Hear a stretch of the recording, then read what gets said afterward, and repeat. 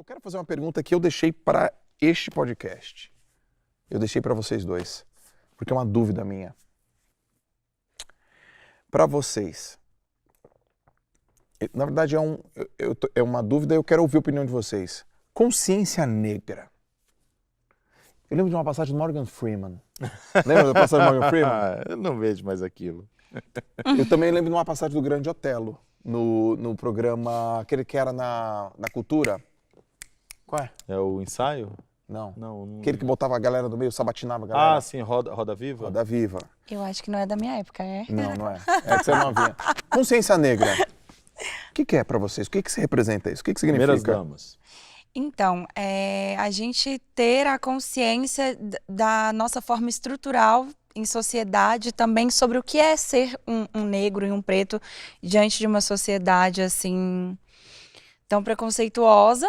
Mas a consciência é quando a gente consegue realmente olhar pra gente, entender o que somos e o que representamos para nós mesmos e depois conseguir repassar isso para outras pessoas. Porque falando sobre sociedade, sobre estruturamento social, é muito claro. Isso a gente não precisa tocar nesses pontos. Mas a gente precisa muitas das vezes se impor muito.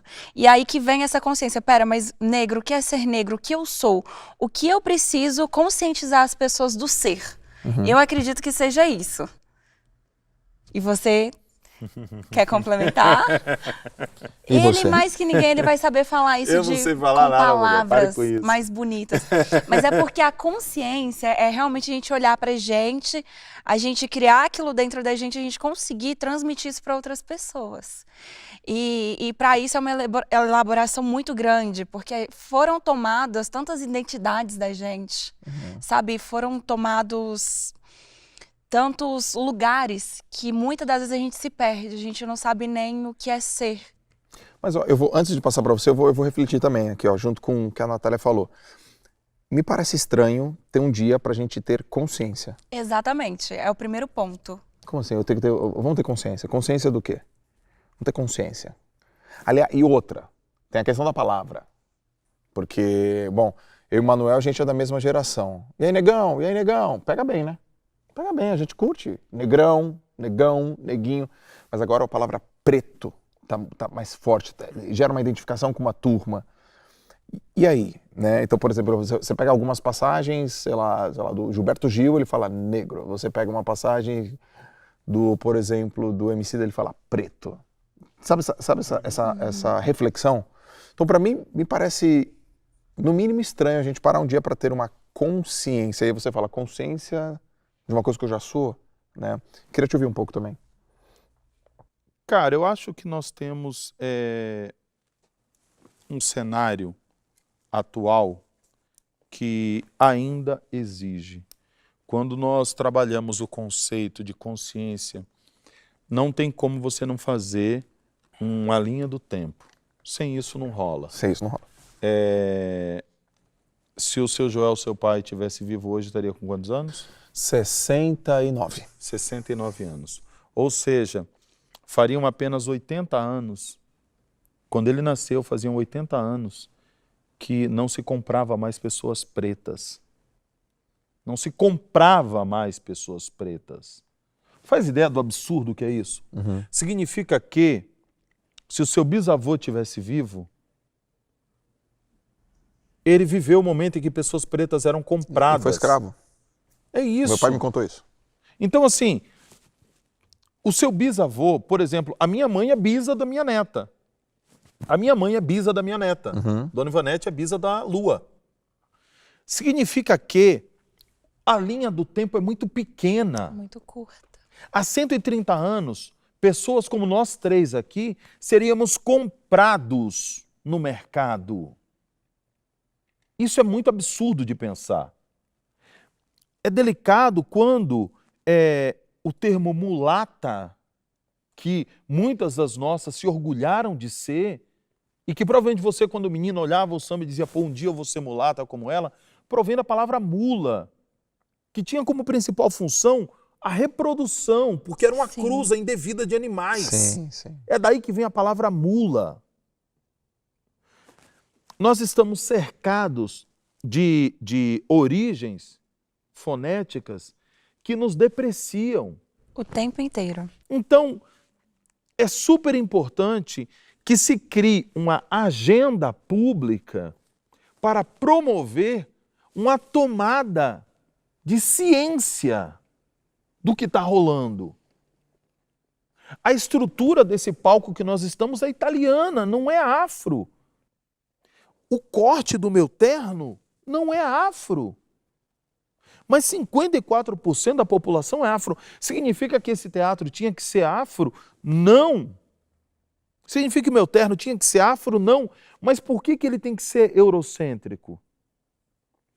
O Dia da Consciência Negra, muito mais do que fazer pessoas como eu, você e ela acreditarmos em nós mesmos, é para que a pessoa branca se dê conta da quantidade de estrago que ele e o ancestral dele fez. Porque branco tem ancestral. Só que o meu ancestral foi escravo e o ancestral dele foi escravista. Exato. Então, a consciência negra, ela é para pessoas brancas. Para pessoas brancas entenderem qual foi a função das pessoas negras no universo deles. Porque, vamos lá, Joel, se seu avô tivesse que receber uma indenização de precatório, e ele acabou falecendo, o processo foi correndo. Não saiu, seu Joel falece, o processo não saiu, e agora saiu a tal da indenização, 150 milhões de reais. Seria justo você receber esse dinheiro? Seria. E se o seu avô tivesse deixado uma dívida de 150 milhões de reais? Seria justo você ser obrigado a pagar? Não sei. Você entende que parece que a justiça ela só é boa se ela te beneficia? Uhum. Essa é a lógica do povo branco. Eles foram beneficiados por todo o processo escravista e nunca questionaram esse benefício. Assim como você também nunca questionaria os 150 milhões que você teria que receber de precatório. Mas na hora de receber o passivo, aí vagabundo segura. Não, mas peraí, eu não escravizei ninguém, eu não fiz isso, eu nunca chicoteei ninguém, por que eu tenho? Então assim, a consciência ela passa por isso. A consciência é essa autorreflexão, é você entender. Quando você olha para a Natália, você vê o quê? Você vê uma mulher potente ou você vê uma preta gostosa? É esse olhar que é necessário. E isso é importante. Porque quando ela se vê no espelho, ela se vê uma preta potente. Mas ela é vista como uma nega gostosa. Você já recebeu propostas para transar com pessoas por dinheiro? Várias vezes. Você já recebeu proposta para ser executiva de alguma empresa? Várias vezes. É isso. Na verdade, executiva de empresas não, perdão. Poucas vezes, mas sobre a questão da consciência. Você já recebeu proposta para... Sim, várias vezes. Por Inclusive dinheiro? pós o BBB, teve pessoas que procuraram a agência que eu trabalhava para poder me contratar para me ser acompanhante. Só que assim, é uma coisa muito pesada, porque aí quando ele volta a pergunta, mas você já foi contratada, você já foi convidada para ser executiva de alguma empresa? E aí eu paro até para pensar nesse cenário de hoje, eu vou falar de hoje, não preciso ir muito longe, não preciso voltar lá atrás. Vamos falar do meu pós-BBB, por exemplo. Muito difícil. É muito difícil, porque não é enxergado isso, a Natália potente, é sempre enxergada a Natália sexualizada. Mas é uma desconstrução, e quando ele fala sobre conscientizar os brancos, eu acho importante, não só para os brancos, mas eu acho importante também para a gente. Porque diante da jornada, a gente perde a ciência de quem somos e a nossa potência. Então, diante desse cenário de falar da consciência, de explicar para as pessoas, de ter que fazer aquela coisa toda para a pessoa entender o que é uma coisa que só precisava ter senso, isso resgata, sabe, quem somos e como nos vemos. Então, assim, eu acho muito importante até pra gente, porque principalmente em escolas, periferias, quantas crianças, quantas mulheres, quantas adolescentes pretas, muitas das vezes corpudas, gostosas, mas potentes, não conseguem se ver dessa forma.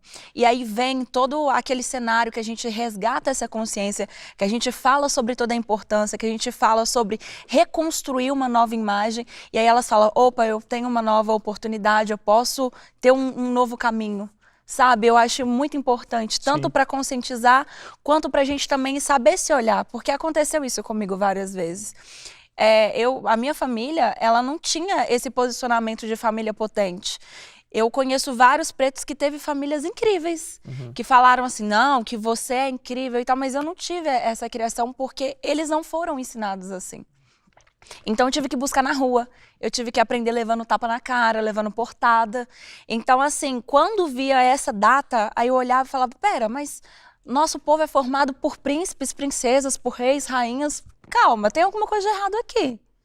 Aí eu comecei a olhar, falei, mas fomos escravizados? Pera, as pessoas têm que ter a consciência de que isso não é certo, que o preconceito não é certo, de que o que a gente passa não é correto e tem que nos respeitar. E aí foi o lugar que eu tomei de pessoa potente. Aí eu comecei a me colocar num outro cenário, porque infelizmente a história só nos coloca nesse lugar de pessoas escravizadas, sabe? E a gente às vezes a gente acaba se perdendo nesse contexto, tipo, eu não posso nada, eu não consigo.